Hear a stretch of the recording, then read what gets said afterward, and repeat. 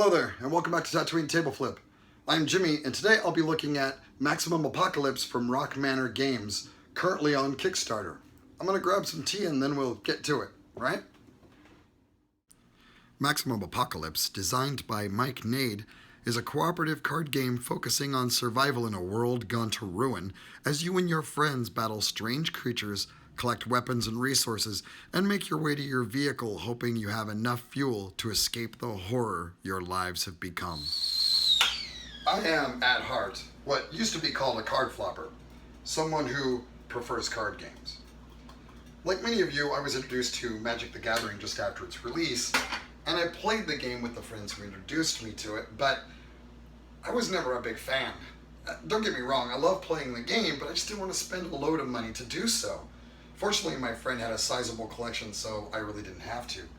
But then I discovered Jihad, or Vampire the Eternal Struggle as it came to be known. I went crazy. I poured every spare cent I had into that game, learning how all of the cards and the rules operated, what decks were being played in the meta, even going so far as to collect a save set of all the cards available, over 400 at the time. I've had quite a few CCGs bite into me like that over the years, and I've played and enjoyed many, many more, but it was Jihad that cemented my status as a card flopper. Then I got into board games. What I found was that I didn't have to pour a bunch of money into a game just to be competitive. Sure, I played Monopoly and the like growing up, but this new, at least to me, style of game opened my eyes to a world that I barely knew existed. And that's about the time that I just completely gave up CCGs. Occasionally, though, I find a card game that I really like, and I want to share it with anyone who will listen to me for a few minutes while I evangelize. That brings me to Maximum Apocalypse. This game is currently on Kickstarter, and I'll include a link in the show notes below. That is a neat little tile-laying, resource-gathering game that fairly drips with its post-apocalyptic theme and completely immerses you in its dire world. Here's how it works. You and your friends, up to 3 others, choose a survivor, their associated pawn, and their associated deck. You choose a scenario and build the map. Now this is where the tile laying aspect of the game comes into play. Admittedly, not your normal places you go, but it still is different each time, so shapes the game scenario by scenario. You're given a starting location, which is typically your van, and you and your friends move around the map, discovering resources and battling enemies as they pop up, including bosses, which is kind of the video game aspect I mentioned before. These are the scavenger decks. There's 2 main things you need to scavenge in this game: food and fuel. See, if you don't eat, you start to suffer hunger. And if your diet gets turned up to 6, you're going to be flipping your card, and then every turn you're going to suffer hunger damage. Find something to snack on, and you can potentially flip your card back over to its healthier side.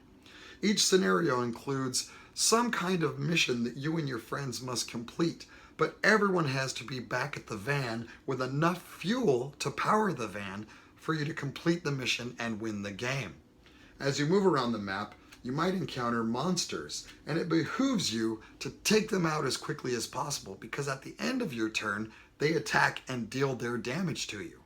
Speaking of damage, I've spoken before about how big of a bummer it is to get ousted from a game fairly early and have to sit there and watch your friends play, and unfortunately this game is no different. What helps mitigate this, though, is that there's relatively few moving parts, and so analysis paralysis really isn't an issue. We didn't find it a problem at all because we were really invested in what each of our other friends were doing during their turn. What I have here, despite being a prototype of the game, are a bunch of really nicely done components. The cards are all sturdy and should put up with some decent play. The tiles are all fantastic, and the dice and everything are all pretty high quality stuff. Gustav Rangmar is the artist, and the art style reminds me of something you might find in a adult sci-fi magazine such as Heavy Metal. And it has this really cool cel-shaded vibe, reminiscent of the Borderland games that were out not too long ago. The rulebook is probably my favorite part of this whole affair. I don't have a physical copy, I just have a digital copy, but It is probably one of the single best written rulebooks I have ever read. I'm not kidding. It's concise, intuitive, and just plain tight. It's the first time in a long time that I have suffered zero, and I mean zero, frustration reading a rulebook for the first time. Typically, I have to read the book and then go back and read it with the components in front of me just to get kind of an idea of what the book is talking about. Didn't happen here. The first time I read the book, boom, I instantly knew how to play the game. I knew what everything was. I knew where it all went. I understood it perfectly. I am amazed. It's simply well done. Overall, I really enjoyed this game from the moment I started reading the rulebook, which I usually find to be a chore, if not outright confusing. The included 8 scenarios laced together loosely to form a larger narrative, with scenario number 7 cranking the looniness dial up to 11.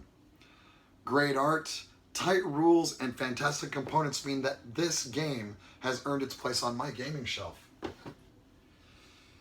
Hey, that's it for this time. If you guys like the show, please give us a like down there, and don't forget to hit that subscribe button. You can find us on the web at www.boardgamerblues.com, or shoot me a message either at Facebook or Twitter at @BoardGamerBlues. You can also send me an email if you like directly. It's Jimmie@BoardGamerBlues.com. That's JIMMIE @BoardGamerBlues.com.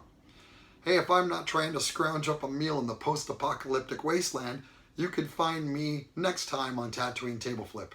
Thanks for watching, everybody. Bye.